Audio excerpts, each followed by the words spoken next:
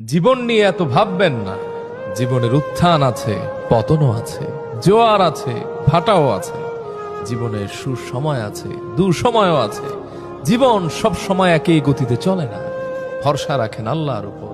লা তাহজান, don't be frustrated. এত চিন্তা করে কি হবে? ওমাই ইয়াতাওয়াক্কাল আলাল্লাহ ফাহুয়া হাসবুহ। যে ব্যক্তি আল্লাহর উপর ভরসা করে, আল্লাহ পাক তার জন্য যথেষ্ট হয়ে যান।